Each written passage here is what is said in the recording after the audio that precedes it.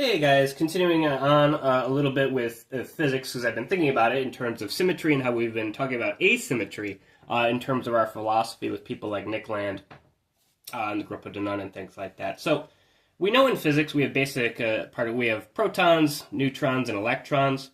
We know that an electron is a fundamental particle, usually assigned with a value of -1. Protons and neutrons, right, in our nucleus here, but they're actually not elementary or fundamental particles. They're made up of up and down quarks. And so a proton will have an up, and down quark, and a neutron will have 2 down quarks and an up quark. And each of those values, so an up is about 2/3, and a down is -1/3. And so we know in school that we said electrons have a negative value, -1. We often associate protons as +1, and neutrons, we say, are neutral, right, or 0. But why is that? Well, if we add these, 2/3, 2/3, and then a -3rd, what do you get? +1. If you take -3rd, -3rd, and then add that to 2/3, what do you get? 0. And so it's from these basic fundamental particles, up and down quarks, that we have protons and neutrons. The other nice thing is that you can convert protons into neutrons and neutrons into protons. And when you do that, though, when you convert a proton into a neutron, it gives off, it's known as a positron, this is a plus sign, not a T, plus sign, and a neutrino. So this is a positron and a neutrino. What's a positron? Well, positrons, we brought up before, it's a form of antimatter, and it's the antimatter of an electron. Right? So, because an electron, as we said before, negative charge, and now we have an electron, this is a plus, not a T, and with a positive charge. And so we'll talk about how all of these fundamental particles that we'll be talking about actually have their own version of antimatter associated with them. So, we can look at the standard model here.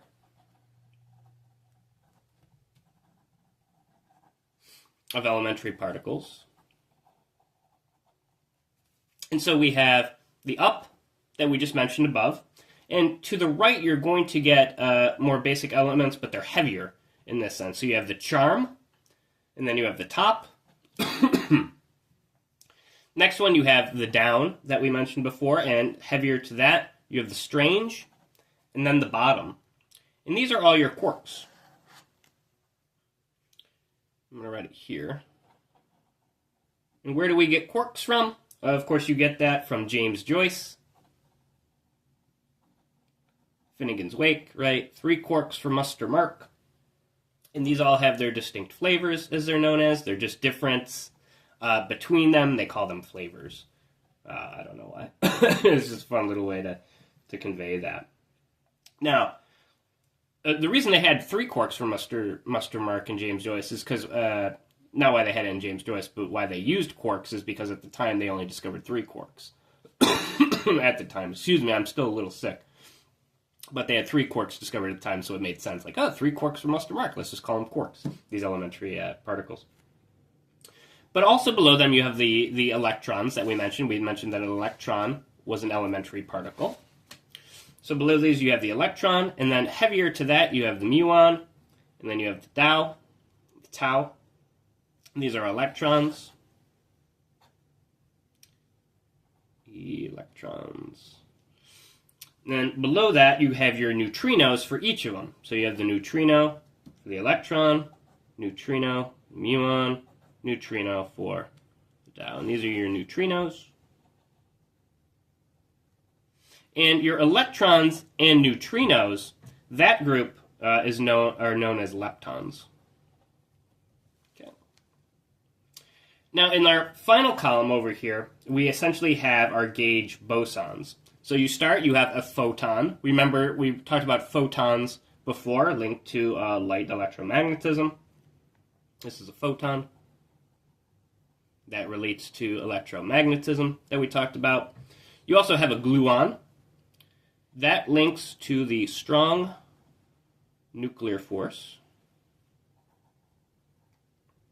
You have your Z and your W plus or minus. Both of those are part of the weak interaction.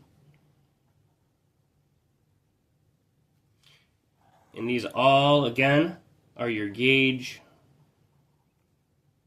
bosons.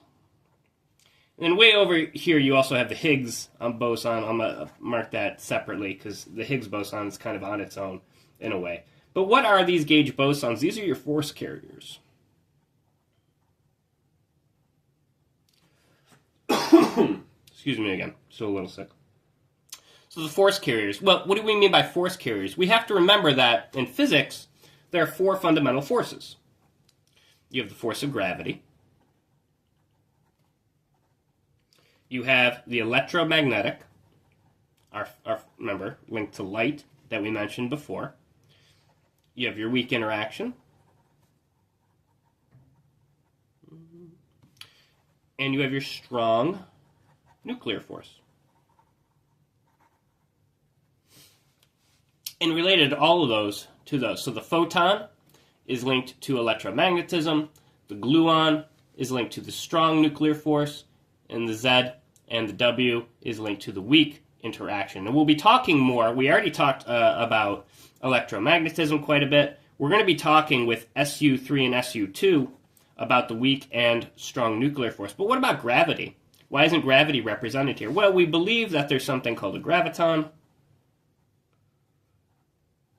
Now, I'll put question marks there because it hasn't really been discovered yet.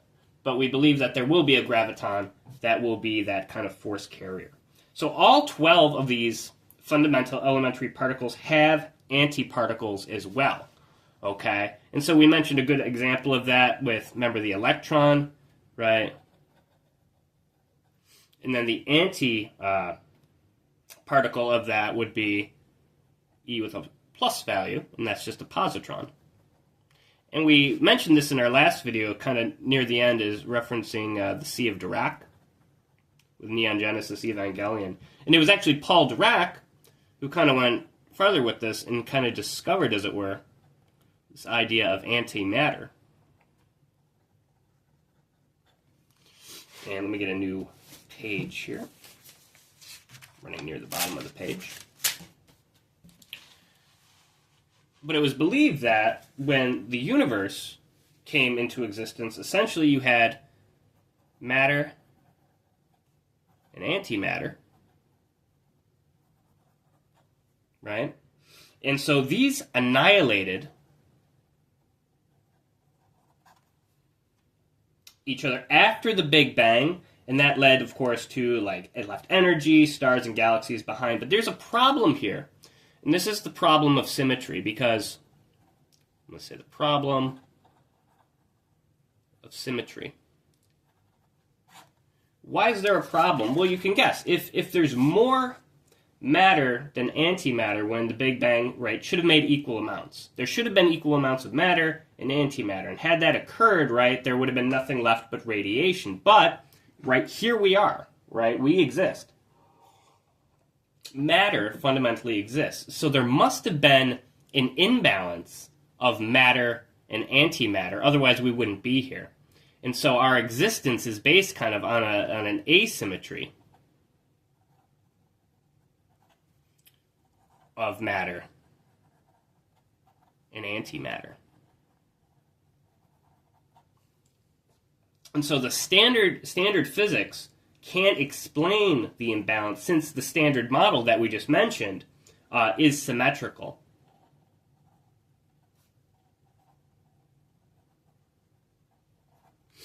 And so there's this problem here. And so a new physics is kind of needed. We brought up before Cohl Furey, Nicole, who goes by Cohl Furey. It's a badass name, Cohl Furey. I mean, you just, coal, it's like the coal, and then fury, anger. It's just like, a burning fire or something like that. It's just, a cool name.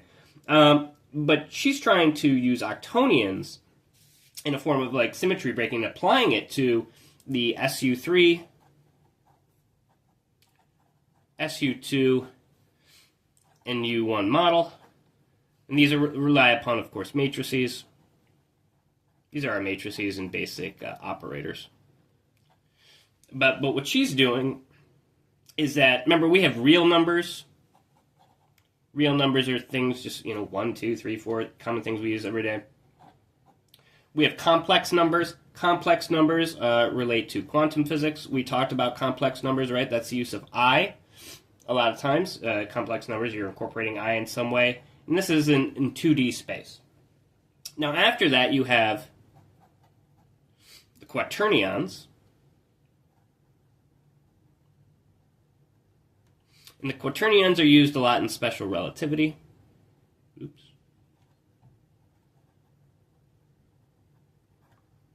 And instead of 2D space, this deals with 4D space. And instead of one imaginary unit, we actually have 3. So you'll see it as I, J, and K as your imaginary units.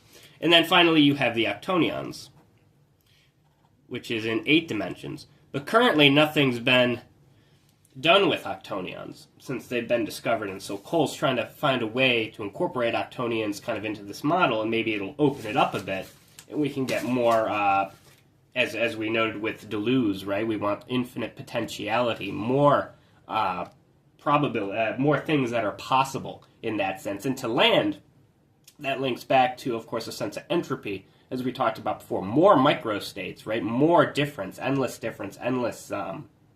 repetition, endless deterritorialization to someone like land. Need another sip of coffee here. I'm going to cough again. Still not feeling well. But anyways, let's look at, in physics, we have something called the Pauli Exclusion Principle.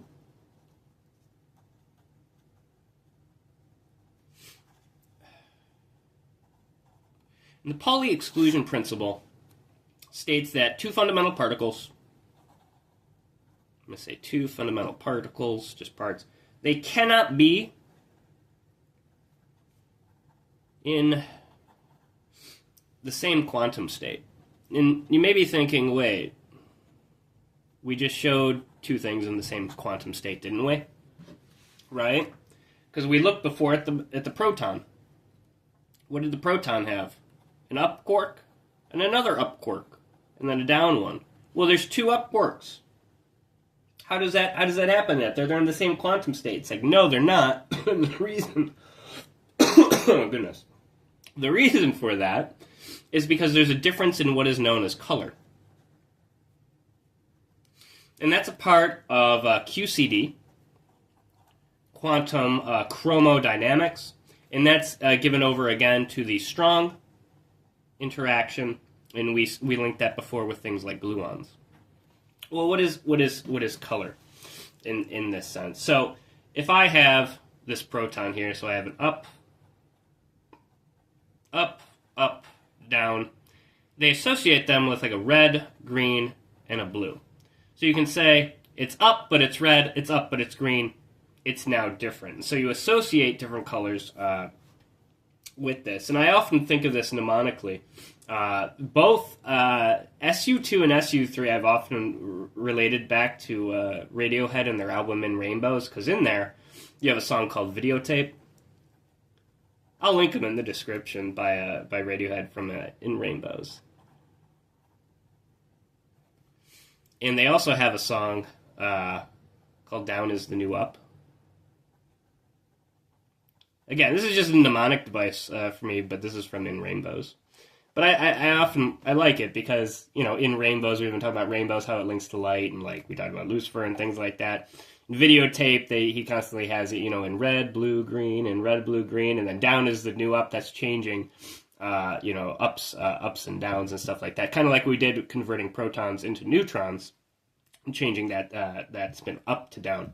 And again, Radiohead's often been interesting because people think, like radio and head, but then you could also break it up into like Ra and Dio, and then head. It's like Ra, God of the sun. Dio just means God, and Godhead, Ra. Anyways, that's just a mnemonic device that I like to use, but let's get back to the physics here. So let me get a new page. So we're going to talk about the values of these. So we have up, down, charm, strange, tops, and bottoms. And then we have, hang on, let me adjust there we go. And then we have red, green, and blue. So we're talking about the values of this. Up, we said 2/3, right? A down is a negative third.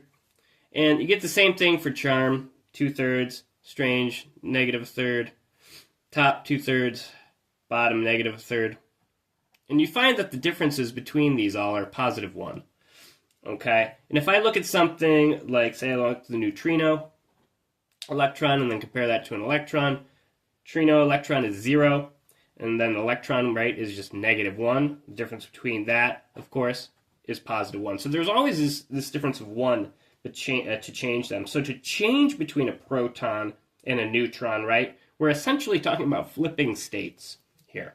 So we're going to talk about flipping states between up and down, and then we're going to talk about changing states between red, green, and blue in our SU and SU2 and SU3 model. So let me get another drink here. Sorry.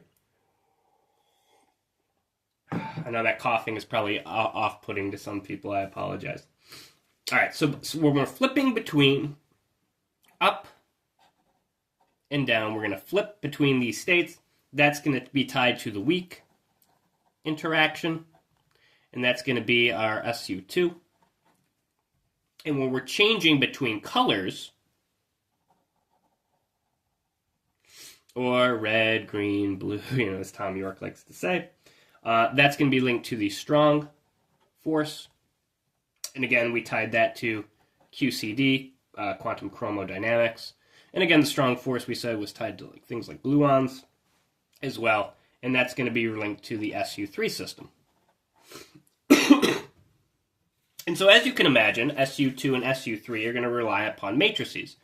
For the SU2, we're going to have to rely on a 2x2 matrix known as Pauli matrices, again, Wolfgang Pauli. And then for the 3x3, we're going to rely on 3x3 matrices. And so the SU basically stands for a special unitary matrix.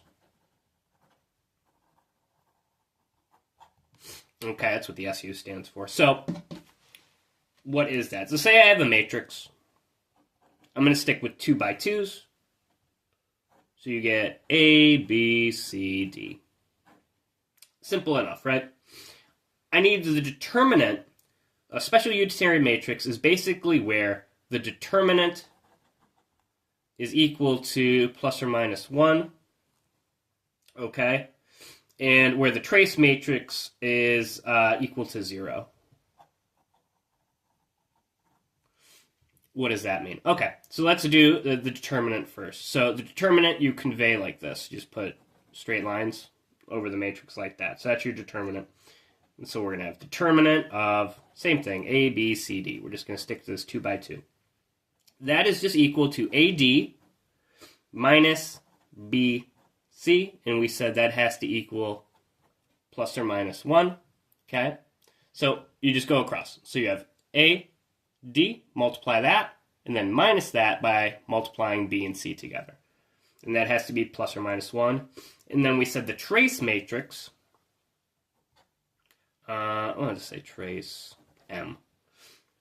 That's going to be equal to, we add this diagonal A and D. AD, A plus D. And that has to equal 0. Okay, so as long as those both are true, we're good. So let's test it out here with a little 2x2 matrix. And we're going to look at Pauli matrices. And the value of Pauli matrices, so we have 0, 1, 1, 0. And these are for Pauli matrices. These are matrices for spin along the X, Y, and Z axis. So we have 0, 1, 1, 0 for X. You have your imaginary I, negative I, 0. That's for your Y. And then you have 1, 0, 0, negative 1 for your Z. Okay, and these are Pauli matrices. Again, Wolfgang Pauli. Tied again to Carl Jung and synchronicity and all that fun stuff. So it's just weird how these things kind of work out. Okay, so our determinant, let's just write it real quick. We said determinant is equal to AD minus BC. And we said to trace, we needed a plus d to equal 0, right? And this has to equal 1 or -1. So let's just remember that. So we can go through it real quick. Let's do the determinant part first, okay? So we're going to do 1, 2, and 3. We're just going to have 1, our second one, and our third one. So we'll do determinant. And then for the next one, we'll just do the trace. And we'll see what we'll get as values for all three of these. Let me move this up. There we go. That's good. Okay. So determinant is a times d. Well, 0 times 0 is 0. Minus 1 times 1. Well, you just get -1 then. 0, 0 is 0. Minus I times a -I. So that's going to give you a +1. Remember, I is the square root of -1. So when you square that, you can get rid of that term. That way, a negative and negative, so you get a positive.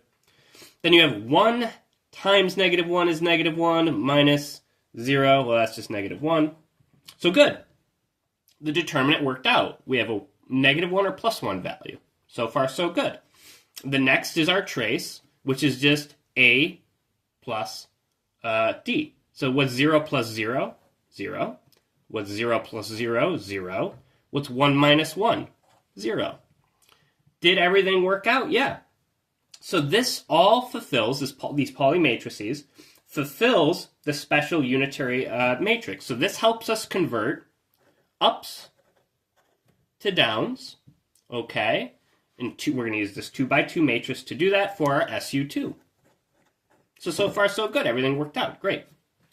Now let's look at a 3 by 3 matrix, and we're just going to look at it real quick, but I just wanted to show you like what determinant and what trace meant and how that had to work for it to be considered a special unitary matrix. 3 by 3 matrices are different, but we're just going to keep it simple. So we have red, green, and blue, and we're just going to convey that as, dot, dot, dot, dot, dot, dot. It's a 3 by 3 matrix, and then you put that by psi, we'll say, and psi, we're going to say, is our probability amplitude. And so we have psi, red, blue, green. And what this does is when you take this and change it with the red, greens, and blues, you're essentially rotating this probability amplitude. So you're rotating it. And then we'll just say psi prime red, psi prime blue, psi prime green, just to show that it's different. And so you're essentially changing between these red, green, and blue states. And you can kind of see how that works in matrix format here. But again, since we have the 3 colors, red, green, and blue, we needed a 3 by 3 matrix to do that. So this is just your SU3. Again, just simply conveying it on there. So what did we talk about? We just said we have up, downs, charm, strange, top and bottom. Flipping between ups and downs, right? Between a proton, as we talked about in the beginning of the video, and a neutron, right? Changing those states is going to be linked to the SU2 and tied to the weak interaction. And then we have our colors, red, green, and blue, and we could alternate, change those, and that's going to be linked to SU3 and the strong. And again, that's linked to QCD, quantum chromodynamics. So, what we have in our model is we have an SU... Excuse me. God, I really don't feel good. I shouldn't be making this video right now. We have SU3, SU2, and U1.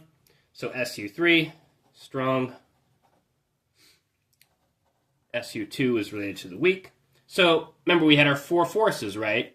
Our strong, our weak, and we had gravity, which was linked to the graviton, which we haven't talked about yet. So what's U1? U1, it's not a special unitary matrix. And the reason for that is while 3 is linked to QCD, 1 is linked to QED, quantum electrodynamics. What was electricity linked to? Electromagnetism. And that's represented by our photon our basic elements, which we conveyed like that. And so this does not change. It's only one state. And since it's only one state, it doesn't change color, and it doesn't have ups or downs. So it's not going to change state in any way. So that's just represented as U1. Okay? And so the whole point of this is we talked about it, because I wanted to mention it and to show kind of the symmetry, right, that's going on in these systems. And the problem with that is we linked back. Remember, if we have matter and antimatter annihilating each other during, after the Big Bang and everything like that, there should only be radiation. We should not exist. We exist because of a sense of asymmetry. That's why we exist. There's an asymmetry. There was more matter than there was antimatter for some reason. Why is this important philosophically? And that's the whole reason I've kind of I want to do the physics videos, but it's more just to kind of like show the basic mathematics. It gives you a different perspective, in other words, on these things. And we're trying to incorporate that into the philosophy we've been talking about. But why is asymmetry so important? As you guys know, well, who have we been talking about with asymmetry? Nick Land, Amy Ireland, the Gruppo Danon. What do they all advocate for? They advocate for asymmetrical systems. Because they don't like symmetry. Why don't they like symmetry? Because it goes back to the Deleuzian concept of not liking identity. So there's unity, identity. They don't really like that. They want asymmetrical systems. They want endless difference via repetition. Land, in his case, wants endless deterritorialization. Endless deterritorialization, right? Endless pluralities and multiplicities being produced. We noted this before in our last video. And what that W represents. All these increasing micro-states, essentially, and how that links into the second law of thermodynamics.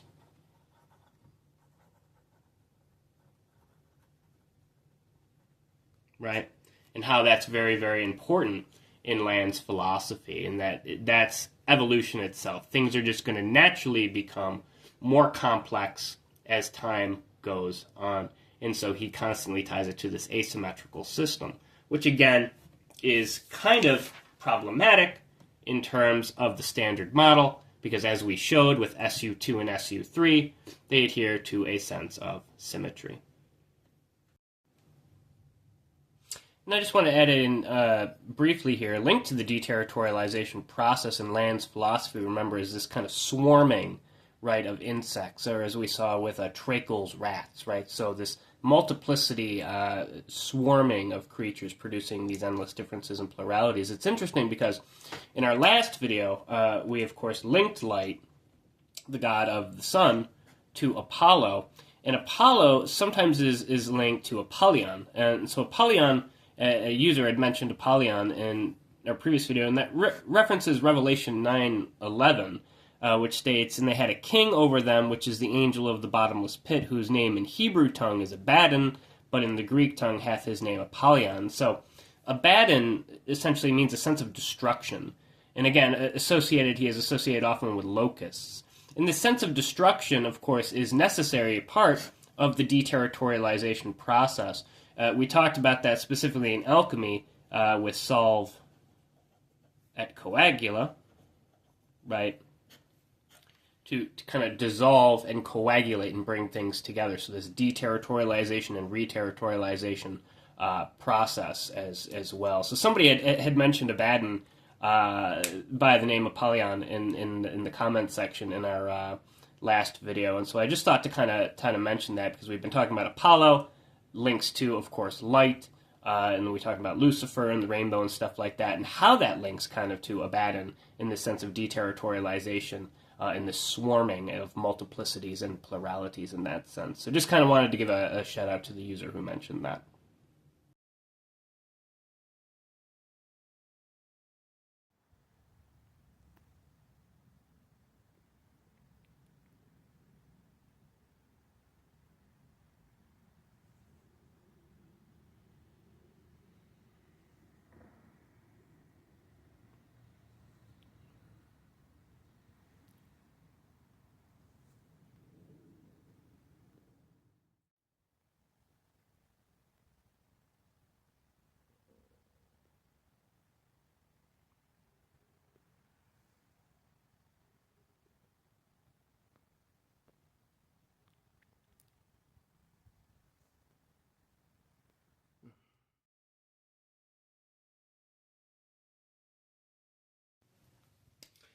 All right, guys, just to do a quick recap. So we talked about the U1 and how that was linked to QED, quantum electrodynamics, and how that was tied into the photon. We talked about SU2 and how that was related to, remember, changing up from down or down to up.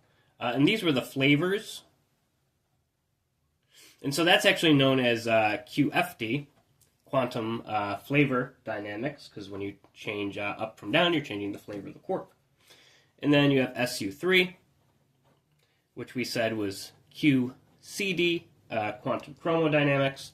And we talked about red, green, blue, and we related that to colors.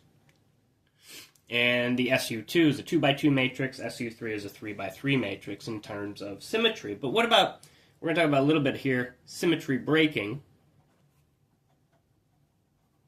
Then, DrPhysicsA, I'm linking all his videos again. Dr. Bob Eagle, he is amazing. Check him out. He has a really good analogy of this. He says, like with symmetry, think of everything as just water, right? Everything's symmetrical, it's water and stuff like that. But what if I alter the temperature of water? Well, then I start getting different things. I can get things like snow. I can get things like frost. I can get things like ice. I can get things like hail, right? So I get all these different things. I kind of break this symmetry in a lot of ways. And with the Big Bang,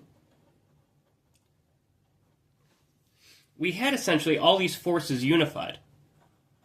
All these four fundamental forces. Remember, 1, 2, 3, and 4. Remember, we had gravity. We had the strong. We had the weak. And we had the electromagnetic forces.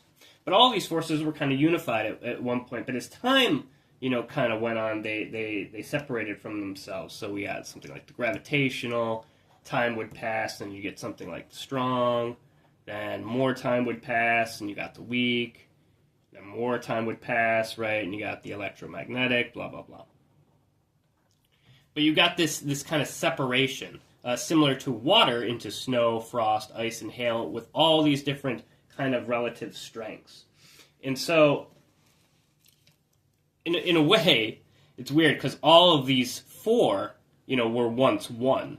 And we related that, from the fourth, which is one with all things. We related that to, remember, with Carl Jung, the axiom of Maria, in an odd way, with Jung. And we're going to talk more about Jung and his relation to Pauli here as well a little bit as we go on here, because there's some interesting things that we'll discover here. But anyways, with this, we're going to talk about the strong force first, and we're going to give that a value of 1 in terms of relative strength. Okay, so this is just relative, because we're going to use the strong force and compare all the other forces to it. So since we're comparing everything to strong force, we're just going to give it a value of 1, and we mentioned that was associated with the gluon, right? Now the electromagnetic force, in comparison to this, is only 1 out of 137 in comparison to it. It's much, much smaller. And this is really, really interesting. So if I take, this is often expressed, so you get alpha, and you'll get 1 over 4 pi epsilon naught, which we talked about in our last video on light, times E squared, which is your electrical charge. And remember, E naught was your electrical permittivity. We brought that up in the last video. Then H bar and C. And that's roughly equal to 1 over 137. Now to Pauli, this number to Wolfgang Pauli was huge. Oops. This number, haunted him. So there's a book called 137, I got it right here. Jung, Pauli, and the Pursuit of a Scientific Obsession. And it's by Arthur I. Miller. And this book is great. It explains 137 and how Pauli was kind of obsessed by that number, among other things. But it talks about Jung and Pauli's relationship. And remember, Jung and Pauli, as we said, came up with this idea of synchronicity. And so in the book, it's described that Pauli meets Gershom Scholem.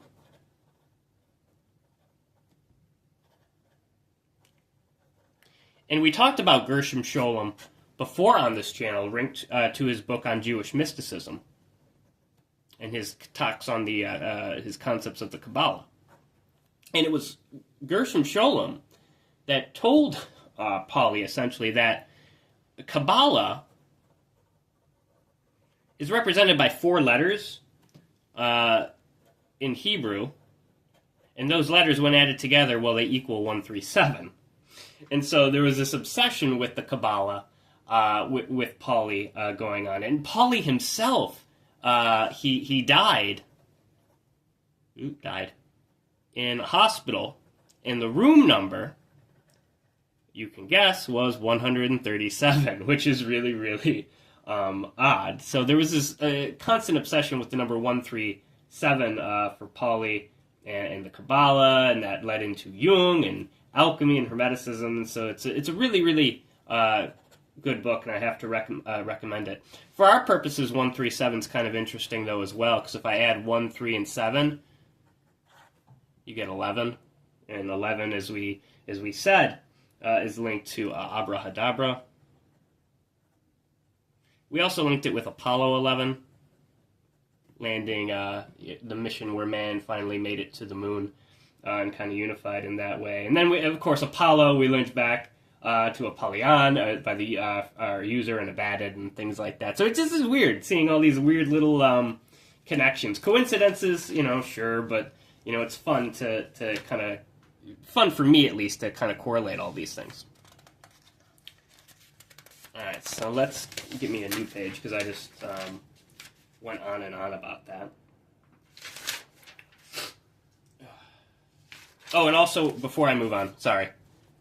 Remember, our electromagnetism, right? The strong had the gluon, we had the photon. Forgot to mention that, so just want to add that in. But let's move on. There's actually... I gotta find the quote now. Okay, so Richard Feynman. We brought up Feynman before, too. I'm just coming up with things, like, randomly. So Richard Feynman. In his book, QED, there's a quote, and I'm gonna... because he talks about the number 137 as well. And he kind of goes off on it. It's like, it's, the number of God. It's his mystical number. I will find the quote, and I will insert it here for you guys. Okay, and here is our quote by Richard Feynman from QED as a Strange Theory of Light and Matter. Immediately, you would like to know where this number for a coupling comes from. Is it related to pi or perhaps to the base of natural logarithms? Nobody knows. It's one of the greatest damn mysteries of physics, a magic number that comes to us with no understanding by humans. You might say the hand of God wrote that number, and we don't know how he pushed his pencil. We know what kind of a dance to do experimentally to measure this number very accurately, but we don't know what kind of dance to do on the computer to make this number come out without putting it in secretly. You probably should have, I should have inserted the quote at this point so we can continue on. So we said that the weak, in comparison to 1, so we had 1 over 137 for the electromagnetic, the weak is about 10 to the negative 6. It's even stronger. We said represented by W plus or minus and Z boson. Then we have gravity, which is even weaker. About 10 to the negative 38 in comparison to that. And again, we don't have an elementary particle for that, but if we do find it, we believe we will call it the graviton. But again, we don't have that yet. Now, when you talk about spin, so upward spin and stuff like that, so if I have up spin, it'll move clockwise. It'll appear to move clockwise. So it kind of moves like this, curves kind of like this. And that is known, still coughing, is right-handedness. That's a right-handed spin. And if I have a downward spin, it goes kind of counterclockwise. Okay, so it's going to kind of move like in this direction to the left. And so you kind of give it this left-handed spin. And this handedness is what's commonly known as chirality. Chirality essentially means something, it's not identical to its mirror image, right? So there's a certain sense of handedness going on here. And in, remember, chirality, we had Death Stranding. Remember the video game Death Stranding with Kojima's game? Kojimbo. Good old Kojimbo. But they have the chiral network. There's a lot of quantum physics going on there, and we're actually going to talk about one other character, Higgs, in a minute, because how it links to this left and right-handed spin. So, right-handedness, just like how we talked about up and down, and protons can become neutrons and things like that, we talked about the difference about up and down, right, in our SU2 system. So these can kind of switch. In the same way, right-handedness can go to left-handedness, and left-handedness can kind of go to right-handedness. The exception to this, there are exceptions. So the exception to this, of course, is the weak nuclear interaction, right? Weak nuclear interaction, which is always left-handed. That is an exception. It cannot go from that. The other exception is the photon, which we'll talk about in a bit. So what causes things to go from a right-handedness to a left-handedness, or left-handedness to the right-handedness? And ultimately, that's going to be the Higgs boson. That causes this kind of swap here. And the Higgs boson was discovered, remember, at CERN through the Large Hadron Collider in 2012. So they actually found it as well. So they discovered it back in 2012.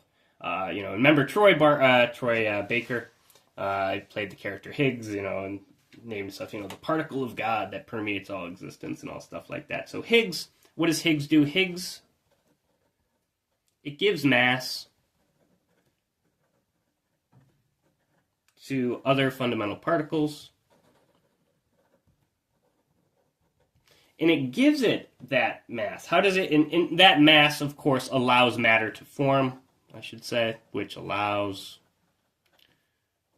matter to form. So you need mass, and the Higgs boson does that, and it does it by continuously flipping, or the switching of hands that allows these fundamental particles to acquire their mass. So it's done through this kind of hand switching. And the exceptions, there are exceptions to this, as we mentioned above. We said the weak force, right? That's always going to be left-handed. And the other exception, of course, would be photons.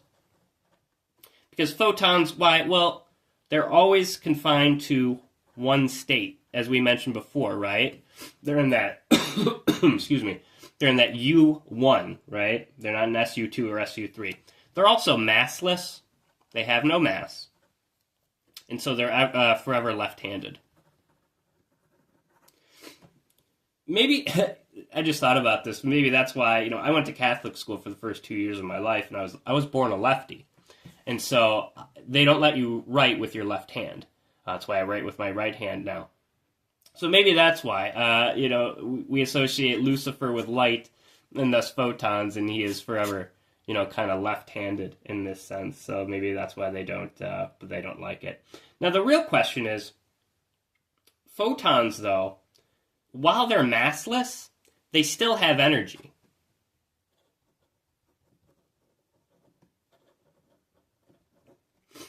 And this is interesting and unique, and we're going to talk about this because we brought this up before with E equals mc squared, right? So let me get a new page. And we said that,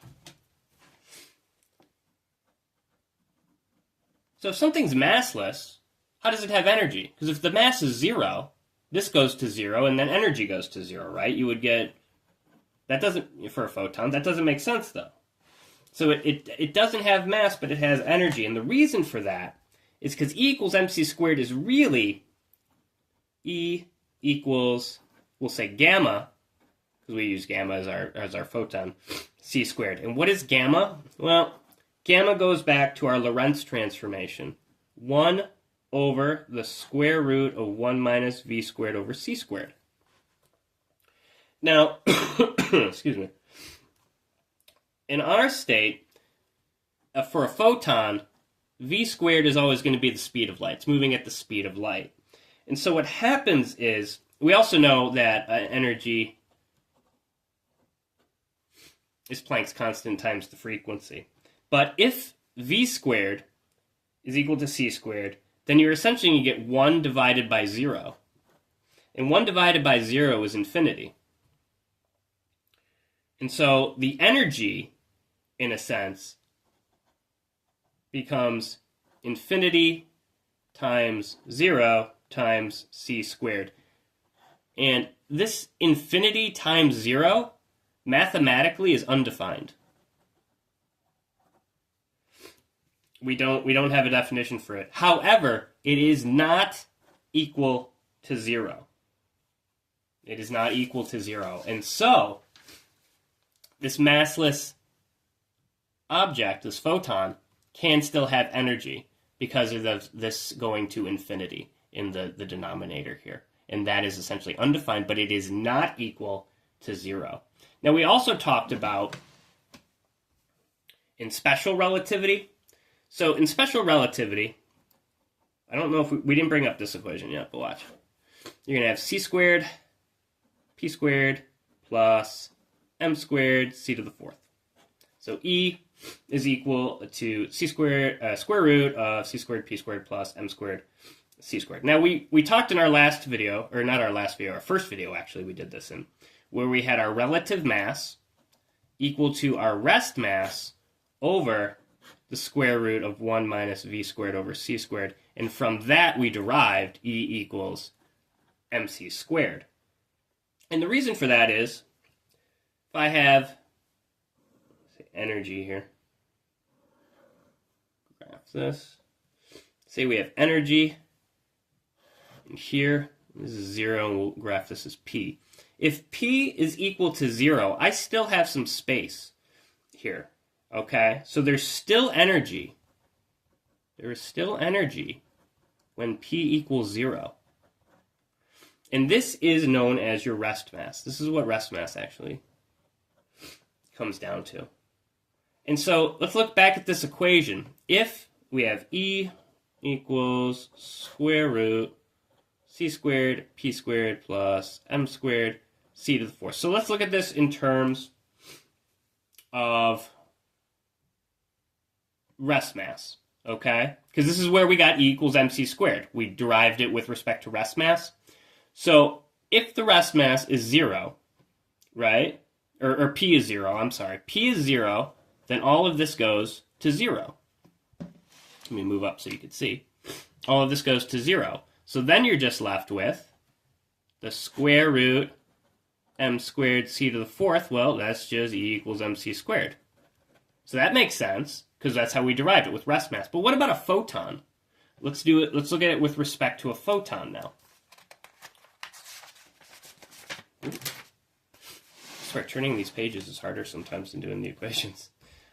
So we have, let's start again. We're going to say E equals square root c squared, p squared, plus m squared, c to the 4th. If the mass now is equal to 0, because photons don't have mass, well, if that's 0, that becomes 0. And so then for a photon, you'll be left with E equals the square root c squared, p squared, and so E will equal pc. And we use that for a photon, right? Because photons don't have any mass in that sense. So that's still how something can not have mass, but can still have a sense of energy associated with it. Now, we talked about symmetry breaking, so let's go back to that. kind of went off track talking about Pauli, and then I wanted to explain the photon. So how does one force become four, right, with different relative strengths that we mentioned before, these different relative strengths? So we're going to work backwards. Well, if they're how can we essentially unify them, right, to prove that? So we know that the electromagnetic force, Q1, remember, we talked about this in our first video. It's going to be kind of a combination of both. Q1, Q2 over 4 pi epsilon naught, remember we talked about epsilon naught, permittivity, over r squared. These are all just constants, so they get represented as k, and this is the equation we did in our first video, where we have k, Q1, Q2 over r squared, right? And we talked about that being our electrical force, and then we found the potential of that, right? Similarly, we found the potential of gravity, but for our case, gravity was g m1, m2 over r squared. So these very similar equations in a lot of ways. So if I want to find, say, the electrical energy, I want to do it of 2 electrons, okay? So Q1 and Q2, well, these are just going to become E. If I just want to do it for an electron, these each become E, and so you're going to get K E squared over r squared. Okay? And now I want to do, for the force of gravity, for 2 electrons as well. Well, the masses of the electron, each one is just going to be the mass times the mass. So I'm just going to get m squared. So the force of gravity is just going to be your gravitational constant, m squared over r squared. Okay. Now,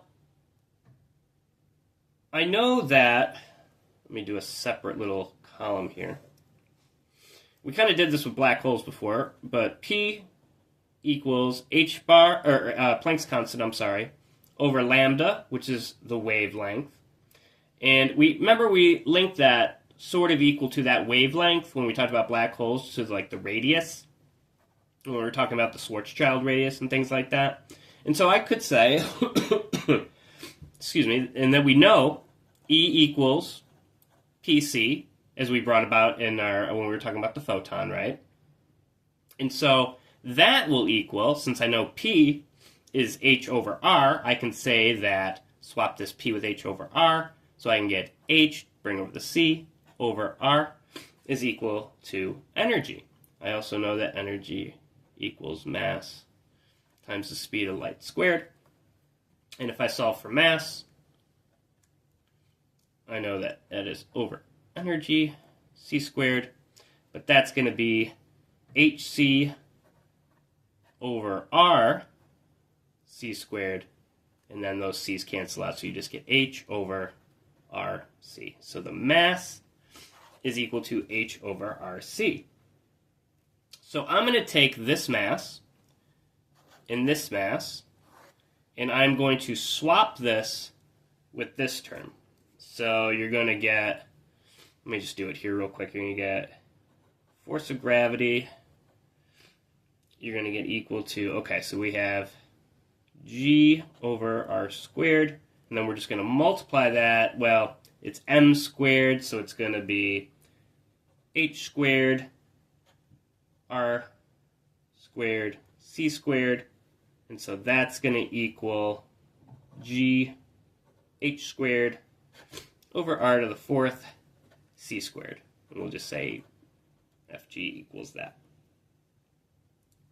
So this piece for our force of gravity.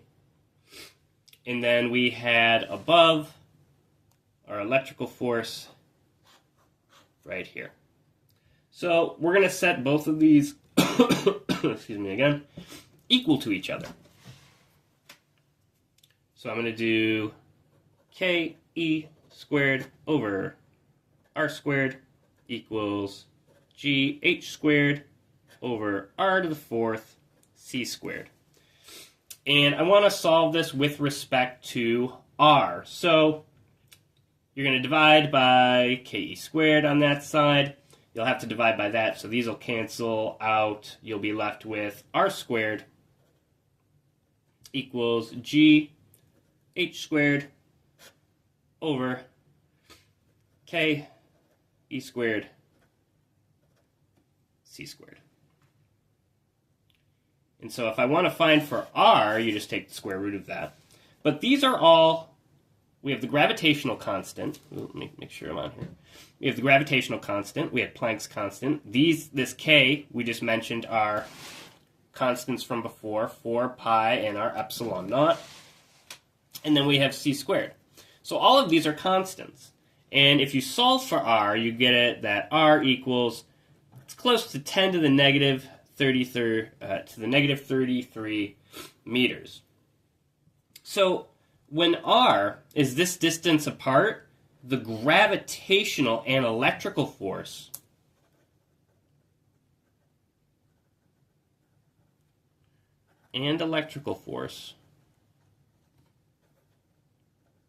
are the same.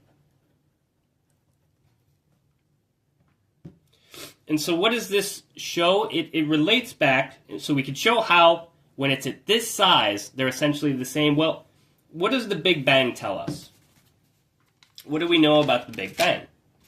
We know that the Big Bang emerged from a singularity.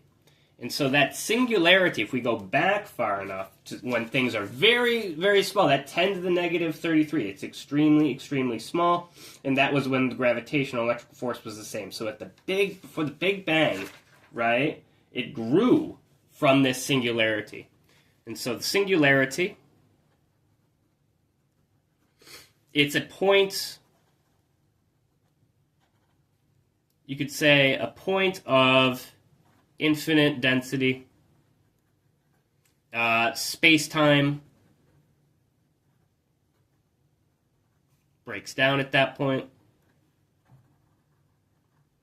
and time itself, because we're constantly obsessed, we're talking about time constantly, both in physics and in our philosophy with Nick Land, but time itself starts with the Big Bang. Since before that, everything was a singularity. And we know this specifically through the works of Stephen Hawking.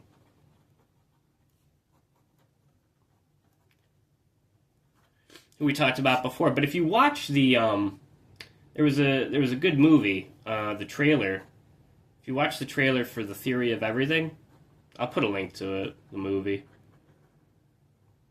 But there's this constant talk of, winding back the clock. They mention it over and over in the film. They mention it in the trailer too, but if we wind back the clock, what happens, you go back to the beginning, you arrive at this singularity.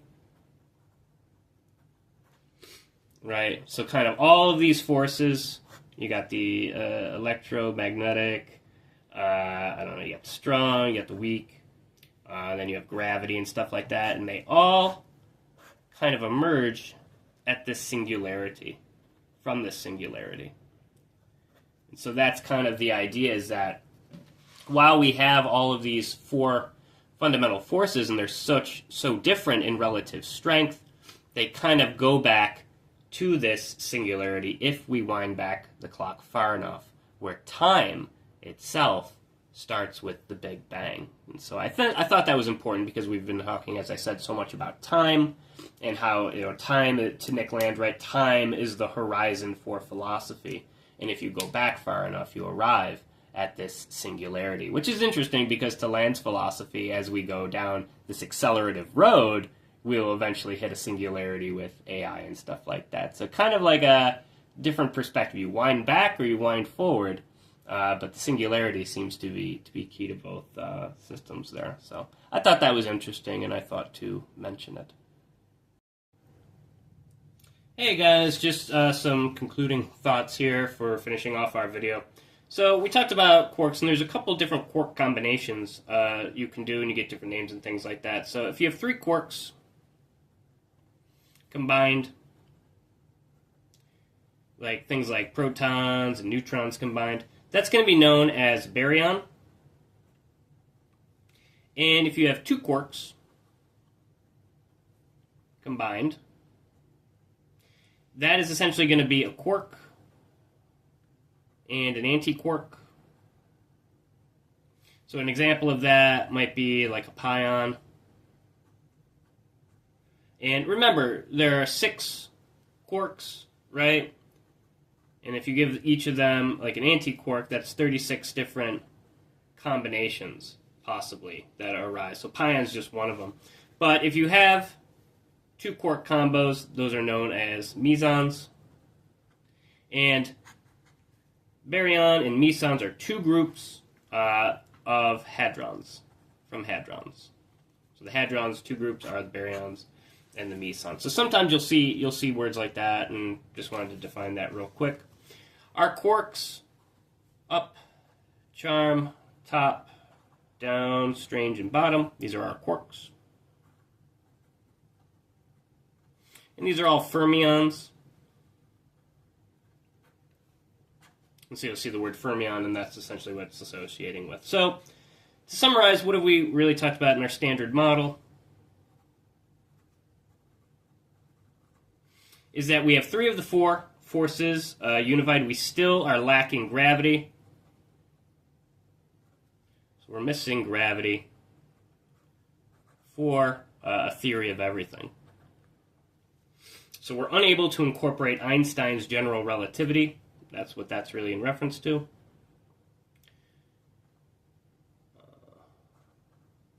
General. And again, DrPhysicsA, he does a derivation of Einstein's field equations, and I'll put that in the link below so you can see how that is derived. So general relativity, or just say GR, we cannot get that to equate in with our quantum mechanics model. Which is kind of fitting, because Einstein he wasn't a big fan of quantum mechanics. His famous quote, as you remember, is God does not play dice with the universe.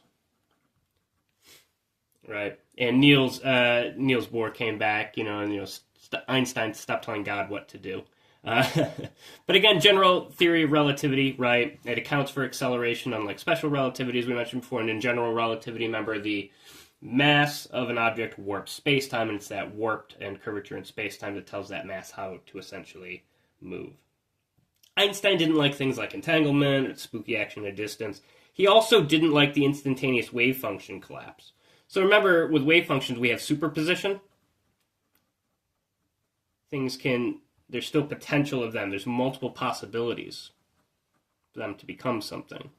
But it's the very act, possibilities, can I fit it in? But the very act when the wave function collapses,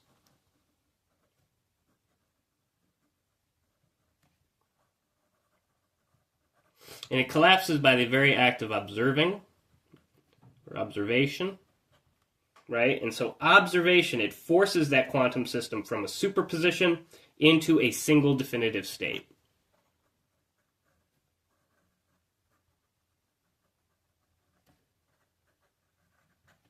And there's a couple different schools of interpretation on this.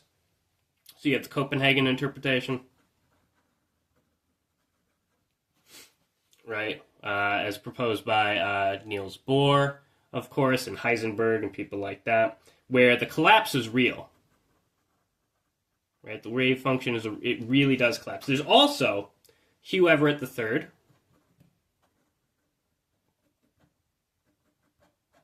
who is the father, of course, of Mark Oliver Everett from the band Eels, the lead singer of the band Eels. And there's a great documentary regarding them and him and his father in Parallel. It's called Parallel Worlds, Parallel Lives. It's a really good documentary, worth checking out, and talks about that. But to Hugh, there is no collapse. In other words, there's no collapse. The universe, essentially, this is known as the many worlds interpretation, right? So there is no collapse. The universe splits, and each outcome, there's kind of like a separate branch. So the observer kind of occupies one reality. So there's these different and multiple realities that kind of come because of this many worlds interpretation, which is very cool. It hasn't been accepted, but that's one definite possibility, or a difference from the Copenhagen, just a different way to interpret that as well. And again, the documentary is very fun. I'll put maybe a link to one of the Eels songs. I like his music quite a bit. So, how to get to a theory of everything? Well, there's this idea of supersymmetry. You know, we talked about symmetry breaking, but now we're going back to symmetry. In supersymmetry, what it does is that every elementary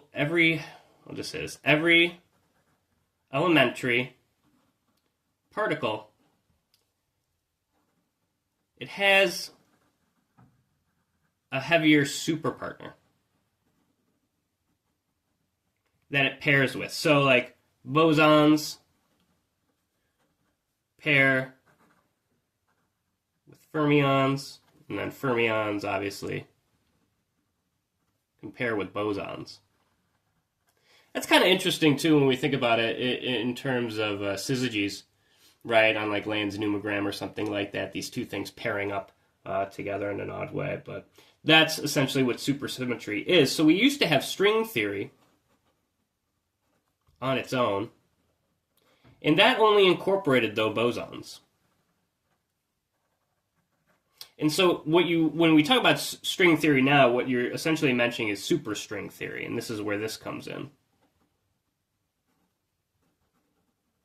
And so superstring theory obviously borrows from supersymmetry. That's where the super aspect comes from, essentially. So it incorporates supersymmetry, and so you can get, obviously, bosons and fermions.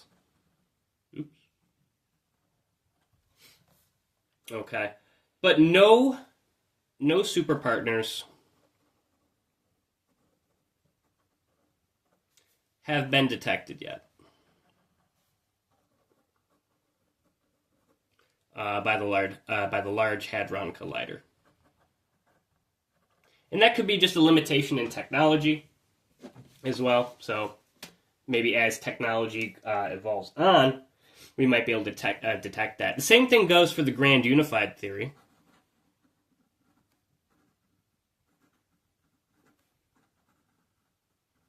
Grand unified theory of the guts, as it were, which Land likes to hack out, as it were. But that tries to unify the strong force, the weak, and electromagnet. And we can't do this yet either. The energy needed to produce it is basically beyond what particle accelerators like the Large Hadron Collider can produce. So again, this is a limitation of technology. And this is interesting as well for our philosophical purposes, because technology, we said, or techne, as we mentioned with Heidegger and stuff like that, reveals things to us. We mentioned that with Heidegger.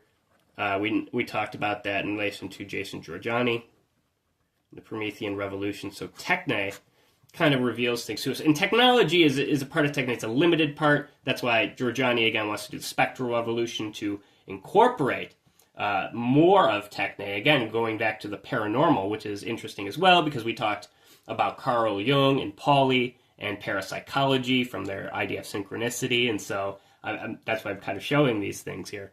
But as technology expands, then we may be able to start proving this gets with better equipment from the Large Hadron Collider.